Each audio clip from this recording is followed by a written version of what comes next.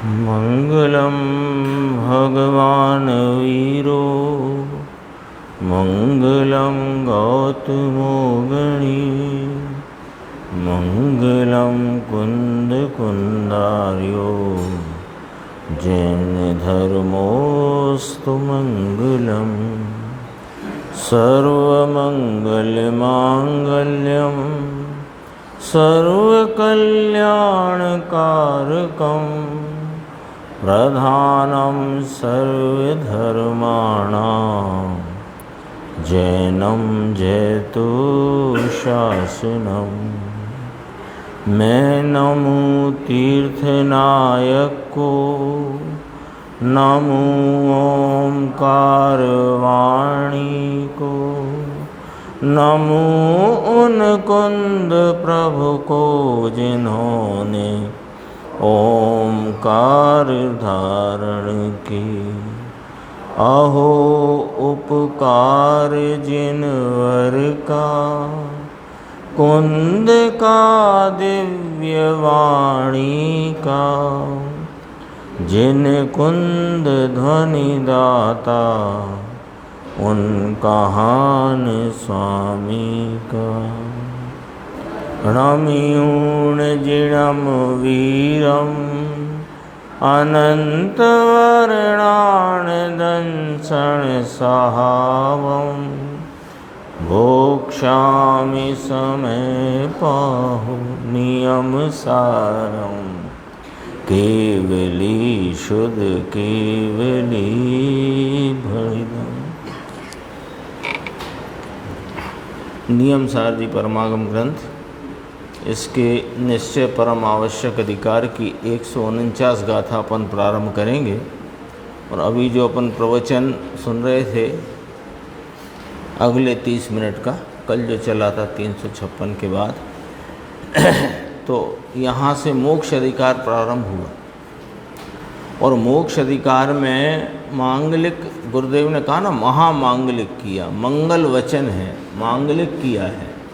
तो क्या मांगलिक किया, वो बात आज यहाँ आई थी कि देखो कृत सकल कृत्यम, यानी जो कृत सकल कृत्यम, 3 शब्द हैं। कृत माने कर लिया है, सकल माने समस्त, और कृत्य माने करने योग्य। 3 शब्द है ना। कृत माने कर लिया, और सकल माने समस्त, जो कुछ, और कृत्य माने करने योग्य। तो जो कुछ करने योग्य था वह कर लिया है। तो क्या करने योग्य है इस जीव को? इस जीव को, प्रत्येक जीव को क्या करने योग्य है? तो वह बात इस कलश में एकदम पहली पंक्ति से कही थी कि अनुभूति प्रज्ञा छीनी द्वारा राग के भाव को, भले वह राग पुण्य रूप हो, दया दान का हो, व्रत का भाव हो, किंतु ये राग बंधन है। इस बंधन से छूटा पड़कर, यानी कोई परिणाम कषाय की मंदता का, दया का, दान का, व्रत का, भक्ति का, पूजा का जो परिणाम है वह राग रूप है। यानी खतौनी तो सही करो, परिणति में राग है, ठीक है। मंद कषाय रूप शुभ राग है। अशुभ राग है, तीव्र कषाय का है। आत्मा है, ज्ञान है, ज्ञान है वह आत्मा है, राग है वह आत्मा नहीं है। तो ये बराबर सही खाते में तो डालो। ये करूं कि वो करूं, वो बात तो बाद की है। पहले यह सही खाते में सही जगह तो उसको रखो। कहाँ रखें? राग को कहाँ रख लिया है कि राग है आश्रव, उसे संवर का कारण मान लिया है, संवर का मददगार मान लिया है, संवर में कुछ सहायक मान लिया है। तो ये तो तुमने गलत कर लिया। ये तो तुम्हारा 7 तत्वों का हिसाब ही खराब है पहले में पहले। तो क्या करे कि राग को अपने इस विकल्पात्मक ज्ञान में, क्योंकि कल आया था ना प्रमाण नए निक्षेप से बराबर जानना।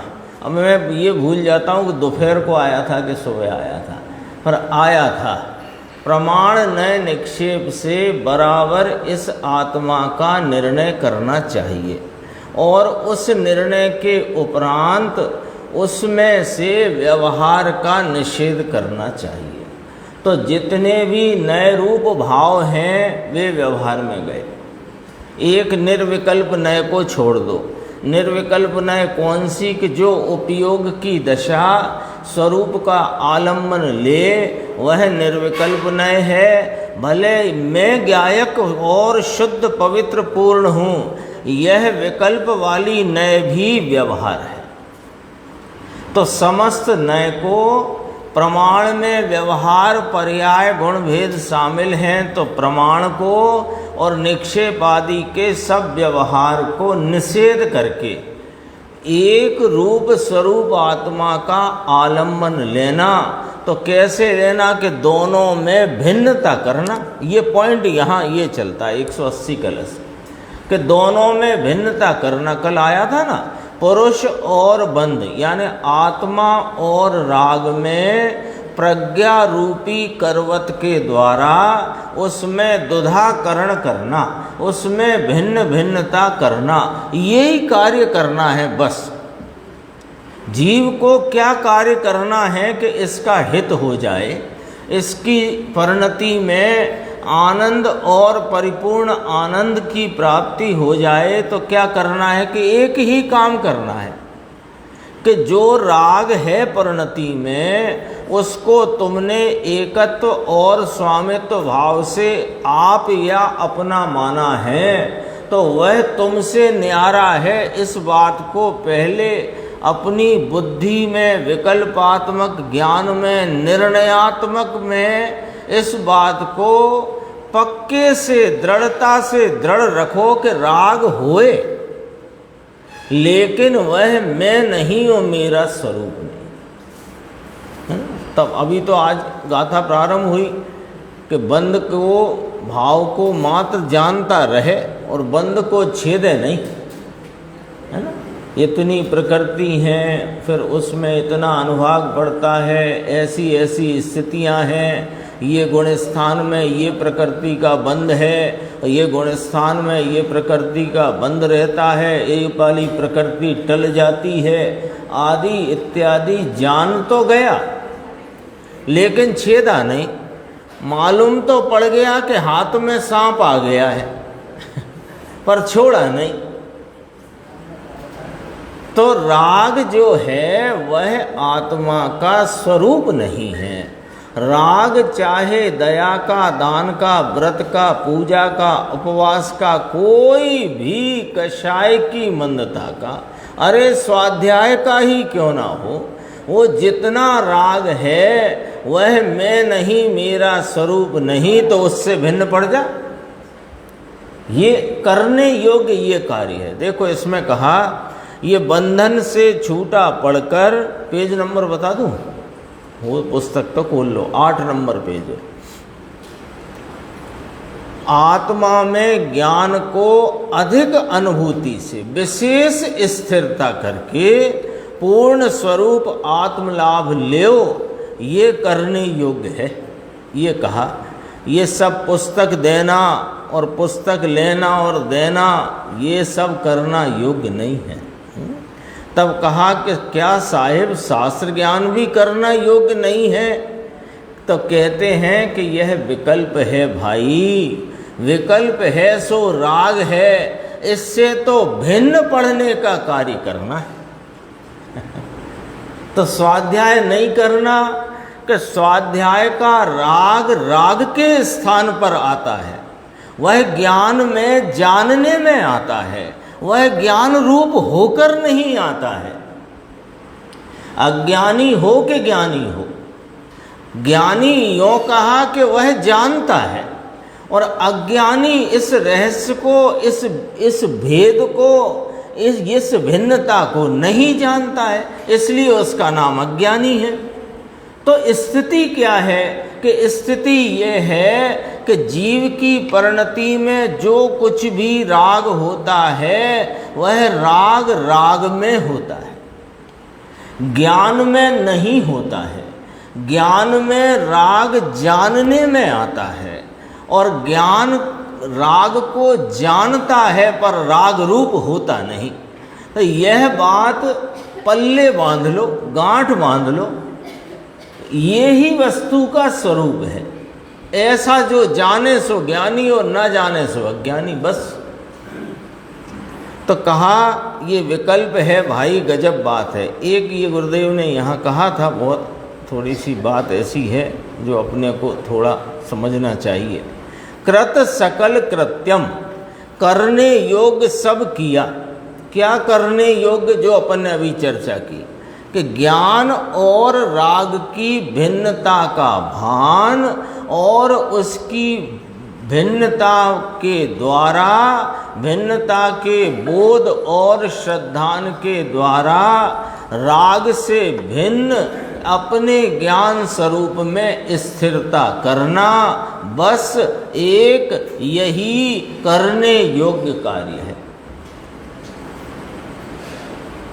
किसको? कि मनुष्य को, कि प्रत्येक प्राणी को। अभी हम मनुष्य पर्याय में हैं वर्तमान, जो संयोग अपेक्षा देखें तो, और इसमें ये उपदेश उसी को दिया जा रहा है, यानी हमको दिया जा रहा है। तो हमको करने योग्य तो जिनेन्द्र परमात्मा ने एक काम बताया है और हम एक छोड़कर सब कर रहे एक नहीं कर रहे। देखो क्या कहा यहाँ, कृत सकल कृत्यम, करने योग्य सब किया, करने योग्य था ये सब किया। फिर कहते हैं दूसरा एक भी करने योग्य नहीं। दूसरे कार्य हो रहे हैं पर करने योग्य नहीं है। देखो इतना तो हम भी समझ रहे हैं ना, अपन सब इतनी बात समझ रहे हैं ना कि जैसे हम भोजन करते हैं, भोजन का राग है कि नहीं? भोजन में भी कभी मीठे का, कभी खट्टे का, कभी चिरपरे का, उस प्रकार के रस के प्रति का राग है कि नहीं? कमाने का, स्त्री पुत्र कुटुंब बच्चों के प्रति का राग है कि नहीं? और उनके लालन पालन के लिए आजीविका के कार्य में हम लगे हैं कि नहीं, है ना? वो तो राग अलग गिनना और उस प्रकार का चेष्टाएं हैं वो भी है, दोनों बातें अलग अलग हैं। समझ में आई ना बात? और दयादान पूजा का परिणाम भी है कि नहीं? तो जब कहा कि दयादान पूजा का परिणाम धर्म नहीं है, राग रूप भाव है, विकारी भाव है, ज्ञान स्वरूप वस्तु से अन्य भाव है, अपने चैतन्य भाव के नूर से रहित भाव है, वह भाव तेरे किसी कार्य में हित रूप नहीं है, ये कहा। और इसका मतलब ये तो नहीं निकला कि खाना कमाना हितकारी है। तो ये हम सब जानते हैं कि खाना कमाना भोगना हितकारी नहीं है, तो भी होता है कि नहीं होता है। और यह यदि जान लें कि ये जो दया दान पूजा भक्ति का जो परिणाम है ये भी हितकारी नहीं है, तो हमें ये क्यों लगता है कि ये छूट जाएगा? हमें ये क्यों लगता है? अथवा यहाँ छोड़ने का उपदेश किया जा रहा है।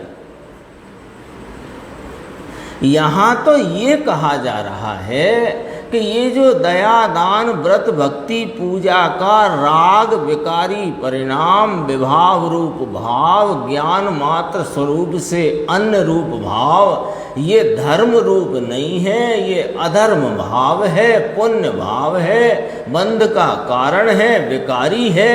ये जानना जरूरी है। तो जानकर उसको उस खाते में रखो ज्ञान स्वरूप को ज्ञान खाते में रखो, और परिणाम तो जो जिस समय होना है सो हो रहा है, मैं उससे न्यारा हूं, ये भेद ज्ञान करना है। हम क्या करना चाहते हैं? हम राग बदलना चाहते हैं और मिटाना चाहते हैं। तो मिटेगा तो कब तक नहीं, कि जब तक स्वरूप की स्थिरता होगी नहीं तो मिटेगा नहीं। क्योंकि इसके मिटाने का एक ही उपाय है कि उपयोग स्वरूप सन्मुख हो तो राग की उत्पत्ति नहीं होती। नियम है, स्वरूप बहिर्मुख रहे और राग की उत्पत्ति रुक जाए, मिट जाए, अरे घट जाए, ऐसा होता ही नहीं। नियम है कि नहीं? बहिर्मुखता उपयोग की जानने की अवस्था दशा अपनी, उसकी जो दिशा बहिर्मुख होगी तो वहाँ तो नियम से राग उत्पन्न होता है। ये तो सिद्धांत वाक्य है, सिद्धांत की बात है ये। अब राग घटाना, मिटाना, हटाना, इसका उपाय क्या? कि एक अपने ज्ञायक प्रभु की अंतरोन्मुखता में जो उपयोग लगे तो राग उत्पन्न ना होए, तब कहें कि घटा, मिटा, हटा।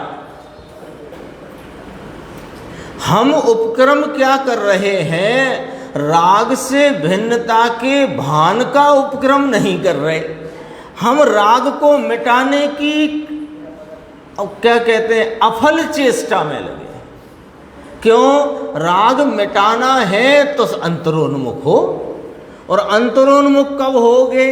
कि जब राग से भिन्न मैं ज्ञायक परमात्मा भिन्न वस्तु हूँ, वो बहिर्मुखता में राग जो उत्पन्न हो रहा है वह मेरा स्वरूप नहीं, तो वह उपयोग पलटकर जब स्वरूप का आलम्बन लेगा तो राग उत्पन्न होगा नहीं। तो पहले राग से भिन्नता का निर्णय चाहिए, राग से भिन्नता का बोध भान चाहिए, फिर राग से भिन्न स्वरूप में लगी हुई जो अंतरोन्मुख दशा है वहाँ राग का मिटना, घटना, हटना होता है।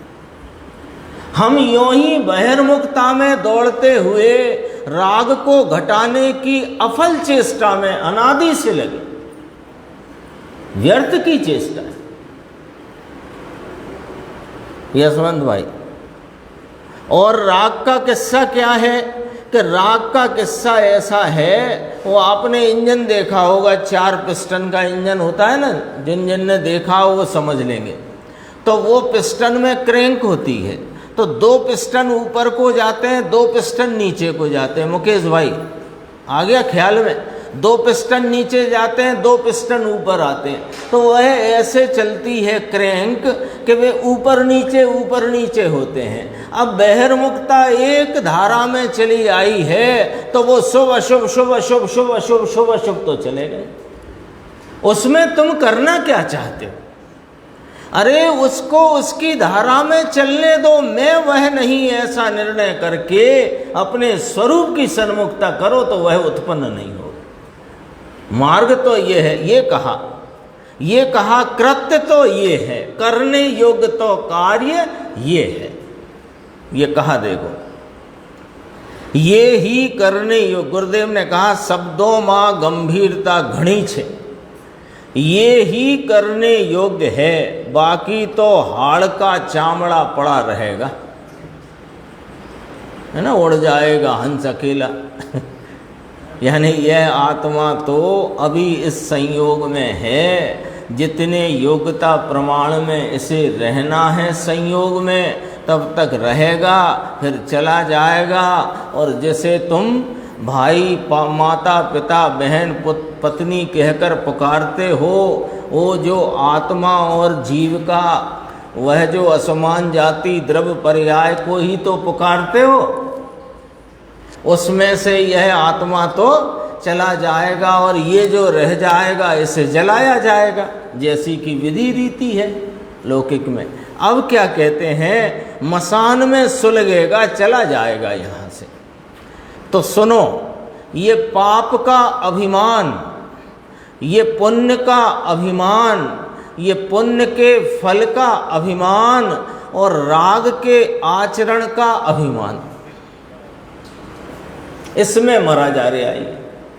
एक अपने चैतन्य परमात्मा को नहीं पहचानता और नहीं पहचानने के लिए निर्णय करता, और कौन से अभिमान में दौड़ रहा है? 4 गिनाए।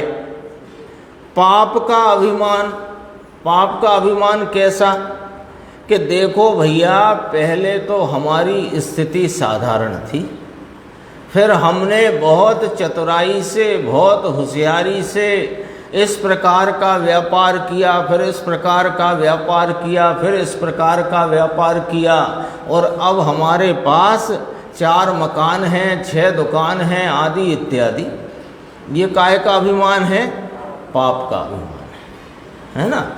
और फिर इसी में यूँ विचार करे कि देखो भैया, इनका तो इतने ठाट बाट थे, अब कोई इनका ऐसा पाप का उदय आया कि अब स्थिति बहुत गंभीर है, हमारा तो भैया पुण्य बहुत फलित हो रहा है। ये पुण्य का अभिमान। फिर कहा पुण्य के फल का अभिमान। मैं अभी पुण्य रूप प्रवृत्ति करता हूँ, इसका जो फल आएगा वह देवादिक गति अथवा राजाई सेठाई मिलेगी। ये पुण्य के फल का अभिमान है। और सुनो अब आगे। राग के आचरण का अभिमान। इतने व्रत किए, इतने उपवास किए, इतने दान किए, करता नहीं है। हम तो भैया पिछले 14 साल हो गए, 3 साल के 3 बार 10 लक्षण में नियम से व्रत करते हैं। कोई ने कभी पानी की पूछ लिया, अरे नहीं भैया, 5 बजे के बाद तो हमने पिछले 20 साल से हाथ नहीं लगाया। ये क्या है? ये राग के आचरण का, व्रत का, उपवास का अभिमान। इतना दान किया, करोड़ का दान किया, 2 करोड़ का दान किया, ये सब क्या है भाई? इतना वांचा हमने, 3 बार तो समय सार वांच लिया, और इतने गुरुदेव की सीडी सुन ली। हम तो गुरुदेव की सीडी 3 टाइम सुनते हैं, और इतनी इतनी हमने सुन ली, और इतने को हमने समझाया, और इतने लोग मुझसे समझ गए। ये सब अभिमान करने योग्य नहीं है। करने योग्य ये है क्या? कि एक है अनुभूति प्रज्ञा छेनी द्वारा राग का भाव से छूटा पड़ जा। एक ये करने योग्य है। अपन गाथा 149 पे चलते हैं। लगभग 20 मिनट इसमें निकल गए हैं। मैं सोचता तो हूँ कि 10 मिनट ही रहे, लेकिन वो हो जाता है, नहीं, सोचा तो ये है कि थोड़ा ले लें तो जो लोग नहीं आते उन्हें भी हो जाए परिचय, और आते हैं उनको भी स्पष्ट हो जाएगा। ऐसा विचार में रहता है। बाकी तो पर एक अंदाज़ा किया अपने प्रोग्राम में कि 10 मिनट ही रखें, पर वो हो जाते हैं 25 मिनट। देखो 149 गाथा, अपना कारण कार्य नियम 152 पृष्ठ है। आवासैण जुत्तो समणो सोहोदि अंतरंगप्पा आवासय परिहीणो समणो सोहोदि बहिरप्पा सके संयुक्त योगी अंतरात्मा जानवो आवश्यक विरहित श्रमण बहिरंग आत्मा जानवो। यहाँ पर 3 प्रकार के आत्मा आगम में आई है ना बात, बहिरात्मा, अंतरात्मा, परमात्मा। उधर से कहो तो परमात्मा, अंतरात्मा और बहिरात्मा।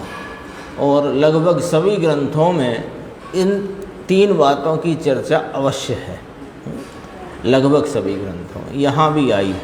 इसकी देखो टीका की प्रथम पंक्ति देखते हैं, यह आवश्यक कर्म के अभाव में तपोधन बहिरात्मा होते हैं, ऐसा कहा है ना। नियमसार ग्रंथ है, मुनियों की प्रधानता से सारी चर्चा है।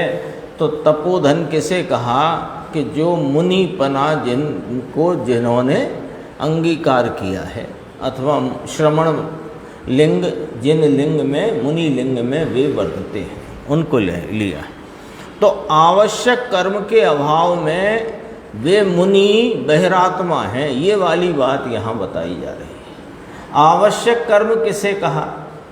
एक सर्व अन्यवस्था को छोड़कर एक स्वयवश पने में अवश्य रूपता से वर्तन करना, ये ही एक परम आवश्यक है। और इस आवश्यक से जो रहित है वो बहिरात्मा है, यही कहना है इसमें। देखो टीका, अभी अन्वयार्थ। आवश्यक सहित श्रवण वह अंतरात्मा है, आवश्यक रहित श्रवण वह बहिरात्मा है। सीधी सीधी बात है। परमात्मा कौन है कि जो बहिरात्मा अंतरात्मा नहीं है और परम भाव को प्राप्त है, वे परमात्मा है। तो हो गए ना तीनों हो गए। अब यहाँ चर्चा की जो परमात्मा से भिन्न 2 प्रकार कहे, अंतरात्मा और बहिरात्मा, तो उसकी यहाँ पर चर्चा करते हैं।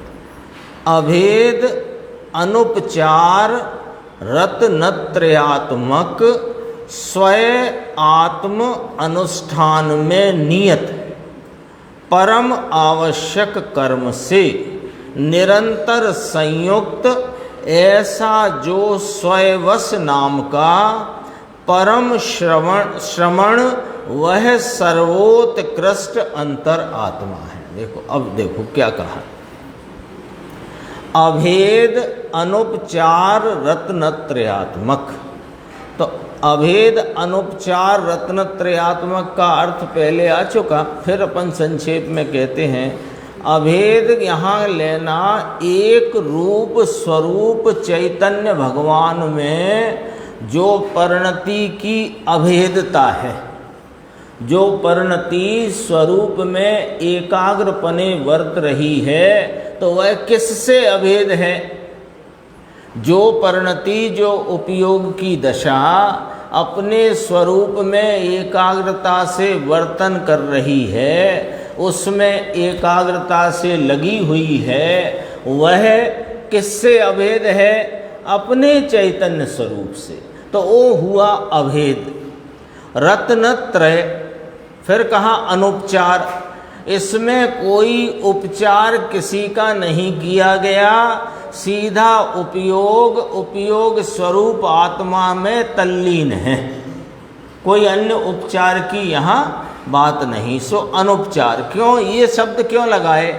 कि जो देव गुरु शास्त्र की श्रद्धा, शास्त्र का ज्ञान और व्रत आदि के विकल्प, इनको व्यवहार से रत्नत्रय कहने में आया है।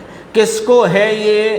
कि जिसको अभेद रत्नत्रय, अभेद अनुपचार रत्नत्रय नाम स्वरूप की लीनता और भान वर्तता है, उसको इस प्रकार का व्यवहार होता है। कौन सा? कि देव गुरु शास्त्र की श्रद्धा, शास्त्र का ज्ञान और व्रत आदि के विकल्प, इसको भेद उपचार रत्नत्रय कहते हैं। व्यवहार रत्नत्रय है ना, तो इसको क्या कहते हैं? भेद उपचार रत्नत्रय। उस पर से अपने को ये अभेद अनुपचार रत्नत्रय समझना है। भेद माने जो परिणति अपने में नहीं अन्य में लगी है, भेद। और उपचार माने कि वह वास्तव में रत्नत्रय नहीं है, वह तो राग रूप विकारी अवस्था बंद साधक भाव है। लेकिन जो स्वरूप की एकाग्रता और आत्मा की आराधना में लीन रहते हैं, लगे हुए हैं, उनको कमजोरी में ये परिणाम होता है। तो इसको भी उपचार से रत्नत्रय कहते हैं। तो भेद उपचार रत्नत्रय वो हो गया बहिर्मुखता वाला कार्यक्रम। ये जो स्ववस्था वाला अवसपने का अपने स्वरूप से अभेद जो उपयोग की एकाग्रता की धारा, उसको यहाँ अभेद अनुपचार रत्नत्रय कहा। ऐसे रत्नत्रयात्मक, ऐसे रत्नत्रय स्वरूप कैसा है वह परम आवश्यक कर्म के स्वयं आत्म अनुष्ठान में नियत है। इसका फुटनोट पढ़ लेते हैं। स्वयं आत्म अनुष्ठान, निज आत्मा का आचरण। आचरण माने उसमें चरना, रमना, रहना, ठहरना, टिकना, जमना, आचरण। परम आवश्यक कर्म अभेद अनुपचार रत्नत्रय स्वरूप स्वयं आत्म आचरण में नियम से रहा हुआ है, अर्थात वह स्वयं आत्म आचरण ही परम आवश्यक कर्म है। देखो अधिकार चलता है, उसमें प्रत्येक गाथा दर गाथा उस ही बात का, उसी विषय का स्पष्टीकरण चल रहा है। तो परम आवश्यक कर्म क्या कहा गया कि निज आत्मा में स्वयं आत्म आचरण ही परम आवश्यक कर्म है, यही कहा गया ना। अब देखो फिर चलो टीका में वापस। परम आवश्यक कर्म से निरंतर संयुक्त हैं कौन? मुनिराज। ये कौन से मुनिराज लिए? 12वें गुण स्थान वाले। ये 12वें गुण स्थान वाले मुनिराज लिए यहाँ। क्यों कि 12वें गुण स्थान के प्रारंभ में वह श्रेणी आरोहण में वर्तते हुए 11वें का उल्लंघन करके 12वें के प्रारंभ में पहुंचकर और शीघ्र ही पूर्ण वीतरागता को प्राप्त करके और फिर केवल ज्ञान की प्राप्ति करके, तो केवल ज्ञान प्राप्त हुआ सो तो परमात्मा हो गए। तो अंतरात्मा कहाँ तक रखा? 12वें गुण स्थान तक। आ गई ना बात समझ में? देखो तो ऐसे निरंतर संयुक्त, ऐसे जो स्वयंवश, ये 6वें 7वें गुण स्थान में झूलने वाले मुनिराज भी स्वयंवश हैं, लेकिन अभी उनको थोड़ा कमजोरी का भाव अधिक है। तो बार बार वे 7वें से च्युत होकर 6वें में विकल्पात्मक भूमिका में आ जाते हैं। लेकिन जब वह स्वयंवशता सुदृढ़ होती है तो फिर वे 6वें में नहीं लौटकर वहाँ 7वें से आगे बढ़कर श्रेणी आरोहण करते हैं, और श्रेणी आरोहण करते हुए 11वें की बात को गौण कर दो। श्रेणी आरोहण करते हुए 12वें गुण स्थान में वे वीतरागता की पूर्णता को प्राप्त होते हैं, और वहाँ तुरंत ही केवल ज्ञान नामक 13वां गुण स्थान, उसे परमात्मा कहा। तो अंतरात्मा यहाँ तक है। तो वे परम श्रमण, वे सर्वोत्कृष्ट अंतरात्मा है। आ गई बात स्पष्ट? सर्वोत्कृष्ट कहलाए कि न कहलाए? हाँ, मुनि कहो, है ना, मुनि कहो, दूसरी भाषा में आत्मा के आराधक कहो, अथवा अंतरात्मा कहो, तो सर्वोत्कृष्ट मुनि की अवस्था 12वां गुण स्थान, सर्वोत्कृष्ट आत्म आराधना का जो परिणाम जिनको है 12वां गुण स्थान, और सर्वोत्कृष्ट अंतरात्मा 12वां गुण स्थान। लिया ना ये? अब आगे बढ़ो बात को। यह महात्मा 16 कषायों के अभाव द्वारा क्षीण मोह पदवी को प्राप्त करके स्थित हैं। ये जो सर्वोत्कृष्ट अंतरात्मा कहे वे महात्मा हैं। वे महात्मा 16 कषाय कैसी कि अनंतानुबंधी अप्रत्याख्यानावर्णी प्रत्याख्यानावर्णी संजुलन क्रोधमान माया लोभ, तो चार कषाय की 4 चौकड़ी, 16 ही कषाय का जहाँ अभाव है। पूर्ण वितराग हुए कि नहीं? 16 कषाय के अभाव द्वारा क्षीण मोह पदवी को प्राप्त करके स्थित हैं। ये कौन की बात हो गई? सर्वोत्कृष्ट अंतरात्मा। लिख लो यहाँ, परमात्मा तो समझ में ही आ गया, बस इसके तुरंत बाद की स्थिति है वह अंतरात्मा न होकर अब परमात्मा है। ठीक है, अब अंतरात्मा में सर्वोत्कृष्ट अंतरात्मा कहा 12वें गुण स्थानवर्ती महामुनिराज को। ठीक है, अब असंयत सम्यक दृष्टि जघन्य अंतरात्मा है,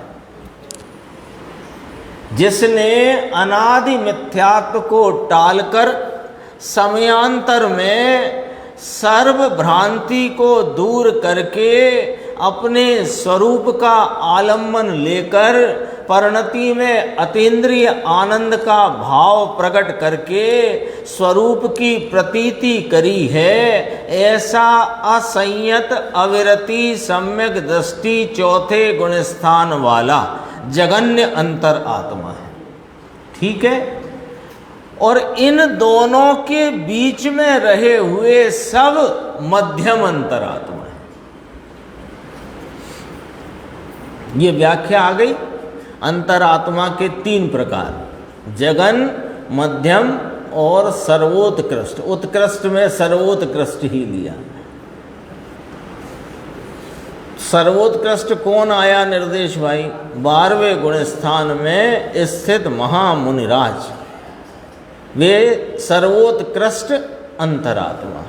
और जगन्य अंतरात्मा जिसने अनादि अज्ञान को टालकर स्वरूप के भान द्वारा राग और आत्मा में प्रज्ञा छीणी के द्वारा जिसने राग से भिन्न अपने चैतन्य भगवान को पहचान कर उसका आलम्बन लेकर उसका स्वरूप आनंदमयी आस्वादते हुए उसमें आप रूपता की प्रतीति करी है और अभी कोई व्रत आदि परिणाम है नहीं, ऐसा असंयत अविरति सम्यक दृष्टि ज्ञानी धर्मात्मा जगन्य अंतरात्मा है।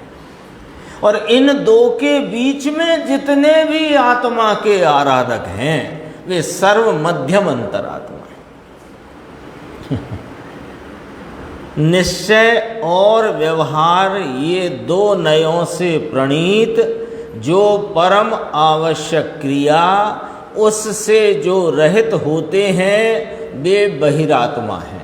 अब देखो ये क्या बात कही, ये जय कुमार जी भाई साहब देखो क्या 2 नयों से प्रणीत, प्रणीत माने कही गई, 2 नयों से कही गई। 2 नयों से मोक्ष मार्ग चलता है ये नहीं कहा, 2 नयों से कहा गया है जो मोक्ष मार्ग का स्वरूप। तो उसमें अभी अपन जो चर्चा कर रहे थे, एक अभेद अनुपचार रत्नत्रय परिणति रूप मोक्ष मार्ग जो कहा गया, एक वही मोक्ष मार्ग है और वह निश्चय नय के द्वारा कहा गया है, बताया गया है। और जो भेद उसको रहने वाला अभेद अनुपचार रत्नत्रय परिणति से परिणित आत्मा के आराधक को जो साथ में रहा हुआ भेद उपचार रत्नत्रय परिणाम है उसे व्यवहार नय मोक्ष मार्ग कहता है। ये 2 नयों से प्रणीत है, 2 नयों से निरूपित है, 2 नयों से प्रतिपादित है। ये अब आगे बढ़ो, इसमें समझना है। 2 नयों से प्रणीत जो परम आवश्यक क्रिया, तो परम आवश्यक क्रिया तो एक ही है जो निश्चय नय के द्वारा कही गई है। कौन सी? ये अपने अधिकार में सर्व परवशता अन्य वशता को छोड़कर एक स्वयवश रूप से अवसपने में वर्तता हुआ उपयोग का स्वरूप आलम्बन में निरंतर वर्तने का कार्य, वह सबसे ज़्यादा जरूरी नाम परम आवश्यक कार्य है। एक बात आई, ये जिनको होता है उनको अभी थोड़ी कमजोरी है, उस कमजोरी में उनको क्या हो जाता है कि राग आदि का भाव आता है। तो उसमें 6 आवश्यक जो व्यवहार से कहे गए, ऐसा परिणाम उनको आता है राग रूप विकल्प रूप, जिसका फल संसार है। वो सब याद रखना पड़ेगा, हर बार नहीं कह सकते हैं। जिसका फल संसार है, ऐसा जो आवश्यक उस भूमिका के योग का है। अब मुनि की बात चलती है ना, तो मुनि की बात चलती है तो मुनि का नक्शा बनाओ, बिना उसके नहीं चलेगी अपने समझ में वो बात। मुनि का क्या नक्शा है कि जो 3 कषाय की अभाव रूप वीतरागता की प्रचुर स्वय संवेदन मोहर छाप के साथ अपनी आत्मा की आराधना में लगे हुए हैं, उनको जो कमजोरी में जो 6वें गुण स्थान की भूमिका आ जाती है, उसमें उनको विकल्पात्मक रूप से ऐसी परिणामों की मर्यादा है, शुभ भावों के परिणामों की मर्यादा है, और बाह्य में निमित्त रूप से नग्नता आदि जिनके लिंग रूप से देखी जाती। लिंग कह दिया माने सब समझ लेना उसमें, ठीक है। नक्शा बन गया ना, नक्शा बनाया तो अंदर से बनाया मुकेश भाई पहले, क्योंकि वहीं से है मुनिपना। मुनिपना बाहर से है नहीं, पर अंदर से जो मुनिपना प्रकटता है तो बाहर में ऐसा दिखता है, तो अंदर से बनाएंगे नक्शा। 3 कषाय चौकड़ी की अभाव रूप प्रचुर स्व संवेदन की धारा, और 1 कषाय के सद्भाव में उठती मर्यादित विकल्पों की स्थिति, और उन मर्यादित विकल्पों के साथ रही हुई बाह्य में नग्नता आदि निमित्त रूप में बाह्य का लिंग इस प्रकार है। ये नक्शा बन गया। अब जो मुनिराज अपने परम आवश्यक नाम स्वयवस्ता रूप स्वरूप आचरण रूप आराधना के कार्य में परम आवश्यक कार्य में हैं, उनको यदि बाहर में वह मर्यादा से अधिक आगे चला जाए वह विकल्पात्मक भाव, तो वे मुनि रहे कि ना रहे, एक दिन चर्चा हो चुकी है, वे मुनि ना रहे, गुणस्थान गिर गया। तो गुणस्थान गिर गया सो उनको यहां बहिरात्मा कहा है। अब यहां दो बातें देखना। एक, बहिरात्मपना तो सीधा सीधा मिथ्या दृष्टि का है, लेकिन ये मुनि की तरफ से यदि अपन विचार करें तो कदाचित परिणाम मर्यादा से उल्लंघन कर जाने से, मर्यादा छोड़ देने से वो मुनि पने के परिणाम न रहे, लेकिन सम्यक दर्शन रह सकता है। तो मुनि अपेक्षा वह बहिरात्मा है, मुनि अपेक्षा, हाँ मुनि अपेक्षा है तो जगन अंतरात्मा। ये दो नयों से प्रणीत की बात है ना, इसलिए ये इस प्रकार से समझना। देखो आएगी चर्चा, मार्ग प्रकाश में भी 2 श्लोक द्वारा कहा है, और इसमें 2 श्लोक की चर्चा टीकाकार मुनिराज पद्मप्रमलधारी देव ने की है, उसकी भी अपन बात आगे की चर्चा में स्वाध्याय में लेंगे, और गुरुदेव का व्याख्यान भी आगे चलेगा।